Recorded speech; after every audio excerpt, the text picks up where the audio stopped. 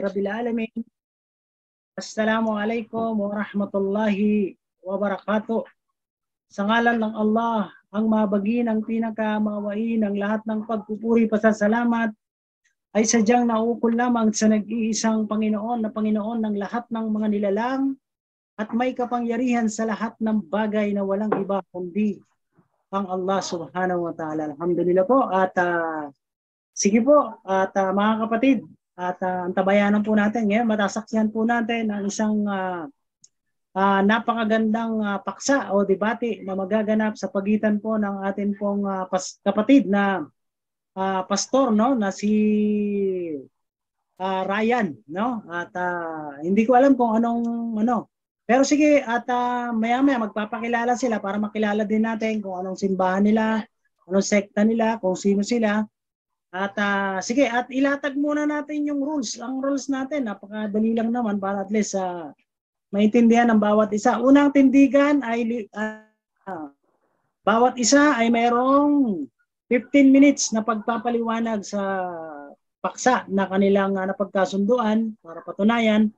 At siyempre, at pagkatapos niyan ay mayroong tanungan, no? At yung tanong na yan ay 5 tanong, no? 5 tanong. At pagkatapos niyan, siyempre, pagka tinanong ka, sasagot ka ngayon ng 1 minuto para at least mapaliwanag mo yung kasagutan doon sa iyong katunggali na mula sa kanya na katanungan, no?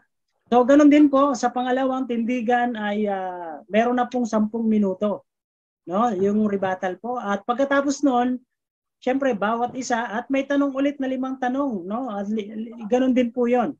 1 minuto sa pagsagot ng katanungan. At siyempre, ay sa huli, ay meron na kayong conclusion na 5 minutong conclusion na po yan. So, doon na po nagtatapos yung debate po natin. Okay po ba sa inyo yun? O meron po kayong gustong idagdag o gusto nyo ibawas? Mr. Moderator.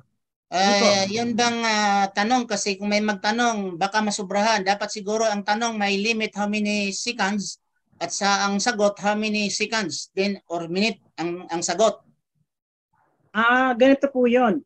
Yung pagtatanong, kailangan direkta sa katanungan, wala na pong paliwanag. I-stop ko po yun kapag medyo yung tanong ay may kasamang paliwanag. Kinakailangan direkta dun sa tanong para at least masagot nung tinatanong. 1 minuto po yun na pagsagot dun sa katanungan. Okay, 1 minuto ang sagot. Yes po. Malinaw ko lang po na Mr. Moderator, no? 15 minutes po na ilalatag yung aming puntos. Yes po. Namin. Di ba mahaba yun? Hindi, kayo kung gusto niyo 5 minuto, 10 minuto, nasa sa inyo. 10 minuto lang po. Pwede na 10 minuto and then rebuttal 10 minuto din. Okay, sige po. Okay na. Kasi 15 minutes is baka maubusan tayo ng sasabihin andun na lahat. Okay, sige. 10 minutes. Tapos ang rebuttal 10 minutes din. 10 minutes, 10 minutes. Ang question and answer, how many minutes? Hindi, 5 tanong. Okay. 5 tanong lang. Opo. Okay. Pero hindi lalampas sa 1 minute ang sagot. Yes po. At ang sagot, walay halong rebuttal ang sagot. Walang komentaryo ang tanong. Basta direct to the point. Yes, direct ang tanong, wala nang paliwanag o kung ano-ano pa, basta tanong ka agad. No? Okay, rules clear. Okay po, sige po. Mauna na kayo, Mr. Ibrahim. Opo, sige po, at may moderator naman po tayo. Ako na muna po yung at ipapakilala ko muna kayo para magkakilala po tayo at siyempre maraming sumusubaybay sa atin, maraming mga nanonood ngayon. Shout out sa lahat ng mga kapatiran. Share po natin ang debating ito. Napakaganda po dahil maganda po yung kanilang pag-uusapan.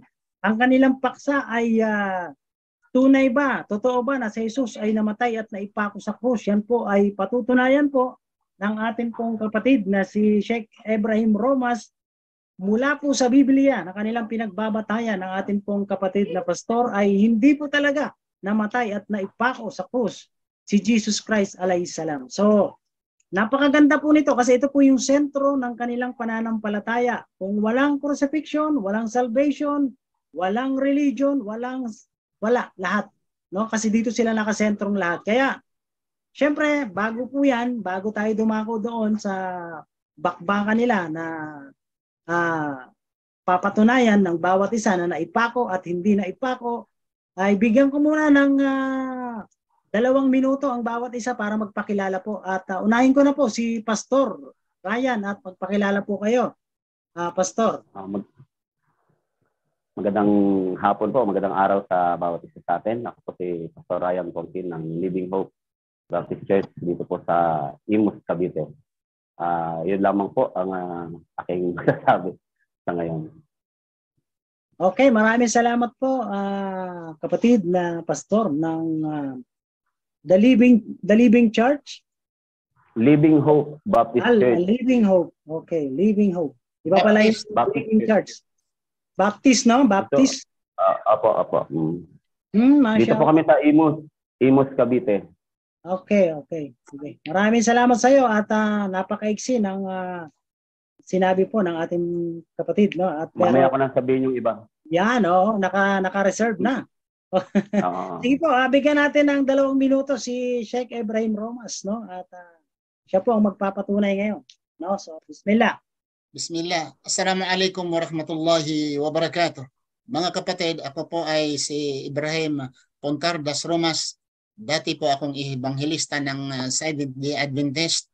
Alhamdulillah, I graduated from Suleiman University 1988. Alhamdulillah, I've been 16 years in Saudi Arabia. Ito na ang trabaho ko pag lecture daw, pagtuturo. At 12 years po ako sa Qatar. Alhamdulillah, nakabalik ako dito na sa Pilipinas. Kasalukuyan ay dito nakaharap sa aning magigiting na moderator at sa aking magigiting na katunggali na si Pastor Ryan. So it's my privilege and honor to be with him, inshallah. Sa iyo, moderator. Masya Allah, alhamdulillah. Barakallahu fiik, no? At sige po, at umpisa na po natin. Sino pa ang affirmative dito? Kayo na, Sheikh Ibrahim. Ako ang affirmative. Okay. Masya Allah. So sige po, at ngayon po ay mag-uumpisa po tayo. Dito po sa debate po natin, no? At alhamdulillah po. Sige po, at masya Allah mga kapatid, at bigyan na po natin ng 10 minuto, no? Huwag na natin patagalin, no? At mga kapatid natin para makakuha tayo ng maraming aral po rito. Inshallah po. At sige. Sheikh, ikaw na mag-uuras din, di ba? May oras ka naman diyan. Sige sa akin. Si Pastor Ryan. 124 po. Pareho kami, 124. Okay, so palagay na natin 125 at sige po at bismillah, umpisa na po ng 10 minuto na pagpapaliwanag kung bakit hindi namatay at naipako sa krus si Jesus Christ alayhi salam mula kay Sheikh Ibrahim Romas. Bismillah. Bismillah, Rabbi israh li sadri wa yassir li amri wa hlul 'uqdatan min lisani yafqahu qawli. A'udzu billahi minasy syaithanir rajim. Bismillahirrahmanirrahim. Alhamdulillahi rabbil alamin wassalatu wassalamu ala Rasulillah wa ala alihi washabihi ajma'in. Amma ba'd. Assalamualaikum warahmatullahi wabarakatuh. Ang aming pinaka-topic ay si Jesucristo, papatunayan ko nga hindi siya namatay ayon sa Biblia. Bakit ba hindi siya namatay? At bakit siya namatay sa Kristyanong side? Walang ibang katuruan sa Kristiyano nagpakamatay si Jesucristo dahil para sa kapatawaran ng may kasalanan. Dahil sa kasalanan, ang kanyang dugo ay pagpapatawad. Sabihin naman sa Biblia, mayroon akong patunay na ang pagpapatawad ay hindi sa dugo. Hindi sa dugo. Si Haring David, sa iyang kasalanan, malaking kasalanan ni Haring David, napatawad siya, walang dugo. Yun din si kay Huna sa panahon niya, mga Ninevites, malaki ang kanilang kasalanan, sila'y nagsisisi at pinatawad sila, more than 120,000 pinatawad sila. At si Jesucristo mismo sa nagsabi, na pumarito siya hindi sa pagsakripisyo, kundi sa sinners for repentance. Sabi ni Jesucristo, for repentance. If you repent, then salvation is yours. Kailanman, hindi nagsasabi si Jesucristo nga sa aking dugo, kung ako'y papatayin sa aking dugo, kayo mahuhugasan. Kailanman, hindi nagsabi si Jesucristo. At si Jesucristo, sinong narinig na siya ay papatayin, humingi siya ng saklolo sa Panginoon na hindi pwede siyang papatayin kung sana maaari. Itong sarong na ito ng aking inaharap ay hindi maitutuloy. Father, if thou art be willing, remove this cup from me, not by will, but thy will be done. Sinasabi ni Jesucristo na ayaw, in short, ayaw ni Jesucristo mamatay. Ito bang pagdarasal ay dininig? Balik tayo sa Hebrews chapter 5 verse 7. Sabi dito, noong si Jesus ay namumuhay pa rito sa lupa, siya ay nanalangin at lumuluhang nakiusap sa Diyos at makakapagligtas sa Kanya sa kamatayan. Nakapagligtas sa Kanya sa kamatayan. At dininig siya ng Diyos dahil sa lubusan niyang nagtakumbaba. Nidinig ng Diyos ang Kanya. Save him from death. Sinasabi sa English, he was saved from death. In Bisaya, naluwas siya gikan sa kamatayon. Dito naman sa Mateo 12, versikulo 38, the scribes and Pharisees went to Jesus Christ and asking permission, and asking a request. Show us the sign. Even a prophet, show us the sign. And Jesus Christ replied and said, there shall no sign be given unto you, except like unto Jonah. For Jonah was 3 days and 3 nights in the belly of the whale, shall be the Son of Man, shall be 3 days and 3 nights. Tandaan natin, the story of Jonas. Akala ng mga tao, patay. Lahat ng mga tao, akala nila patay. Pero ang totoo, sinabi ni Jesucristo, like into Jonas, the book of Jonas, makita natin, there are only 4 chapters in the book of Jonas, siya ay hindi namatay. Si Jonas. So, he went back to Nineveh, and then alam na natin ang pangyayari ng story. Si Jesucristo ay hindi namatay sa mga rasones nandito sa Biblia. Sinabi ni Jesucristo, like into Jonas. Si Jonas ay buhay, hindi patay. Okay? At ayon sa Biblia sa 1 Corinthians chapter 15 about the life of resurrection, ang tao mamatay, ililibing ay corruptible. You will be physically buried and you will be spiritually be resurrected. Nang ibig sabihin, ang tao pag namatay, ilibing siya, a physical body, and he will be resurrected in a spiritual body.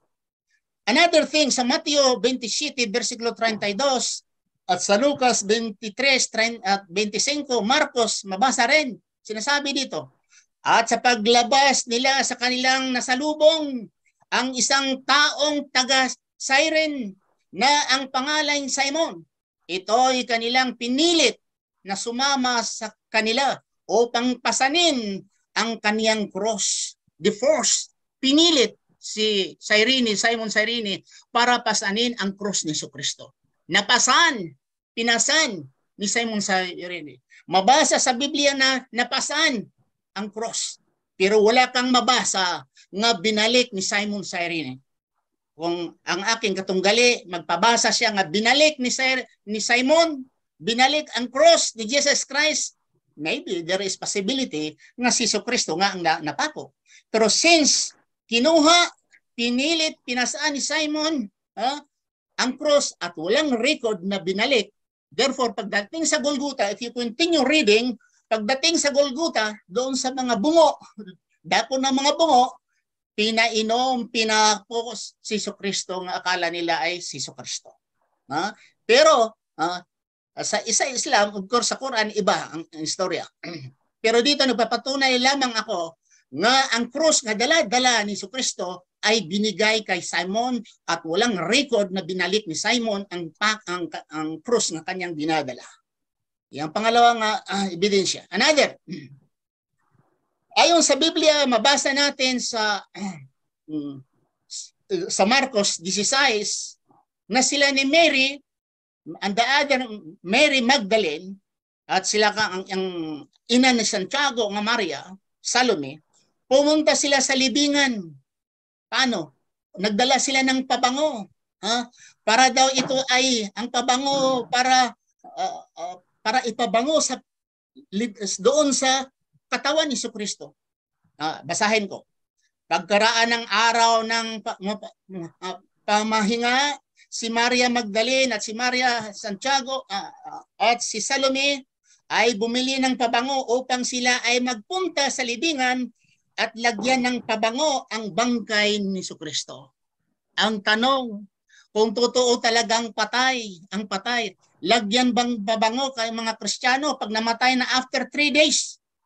Pupuntahan pa ba ninyo ang bangkay para lagyan ng pabango ang katawan? Sino dito sa mundo, ang mga Hudyo, mga Muslim, mga Kristiyano, ugali ba nila ang taong nalibing na pagkatapos ng 3 araw, dadalhan ng pabango para pababanguhan ang katawan? So yan ang mga katanungan ng mga kapatid. Another thing, nga si Jesucristo ay hindi talaga napatay dahil yung nag-appear siya sa kanyang mga disipulo. Natakot ang kanyang mga disipulo, akala nila nga si Jesucristo ay espiritu. Anong sinagot ni Jesucristo? Sabi niya, touch me, for I have flesh and I have my bones, and the spirit, no flesh, no bones. Bakit? Dahil ang akala ng mga walang sounds. Okay na. Alhamdulillah. Jasa kalaker. Ulitin mo, umpisa talaga nung nag-start siya, wala na kang narinig. Okay na. Meron na, alhamdulillah. Sa kalaker. Okay. So, ang si Jesucristo, ilang minuto na lang? 2. 2 minuto. Okay. So, ang sabi ko dito, nga si Jesucristo ay talagang hindi namatay dahil si Jesucristo nagpakita sa kanyang disipulo, mayroon siyang buto at mayroon siyang laman. At ang Biblia nagsasabi, pag ang tao'y namatay, at siya'y tao, at mabuhay muli maging espiritu. Subalit si Jesucristo, sabi niya, ako ay may buto at ako ay may laman. Nang ibig sabihin, hindi ako namamatay. Yun po. Yan lang po nga ako. Subhanakallah Allahumma bihamdika. Asyhadu an la ilaha anta astaghfiruka wa atubu ilaik. Assalamualaikum warahmatullahi wabarakatuh.